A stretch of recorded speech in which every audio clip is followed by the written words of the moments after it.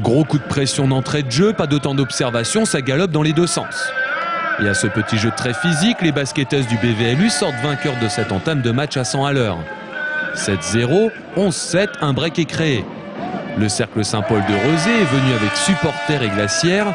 A priori une initiative sympa et motivante, a priori seulement. On a 5 filles de moins de 21 ans et elles ne sont pas habituées à des contextes de match comme ça où il y a du monde, où il y a de l'ambiance et où il y a beaucoup de stress, quoi. Et d'habitude on entre très bien dans les matchs et en fait là on n'est pas rentré du tout dans le match. On a raté nos premiers tirs, elles ont mis tous leurs premiers tirs et défensivement on n'y était pas du tout, quoi. Et je pense que ce qui fait la différence, parce qu'en deuxième mi-temps on a montré qu'on avait du caractère et qu'on était peut-être bien supérieur à Tours, mais pas dans l'expérience, quoi. Je pense qu'elles ont certaines joueuses comme Angelova qui tient tout le match avec beaucoup de vis, voire un peu trop pour nous. Et voilà, quoi, ça se joue là-dessus, quoi. Fidèles au rendez-vous, les supporters tourangeaux n'ont pour une fois pas le monopole des 11 arpents. Mais ils vont avoir plus d'occasions de tambouriner. Et c'est bien là le principal.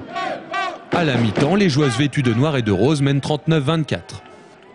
L'élan va durer encore 5 minutes en deuxième période, mais le peu de rotation opéré par Sébastien Nivet depuis le début du match va avoir pour conséquence de mettre ses joueuses près de la zone rouge au niveau des fautes. Les basketteuses des Pays de la Loire vont alors en profiter. L'avance du BVL se réduit, passe de +20 à +8 pour le plus inquiétant. La faute aux fautes, n'est-ce pas, monsieur l'arbitre?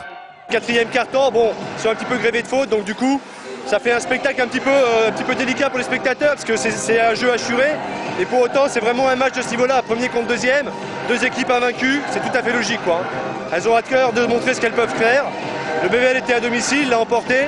Reste le match retour à Rezé, je pense que ce sera la même configuration pour les deux équipes.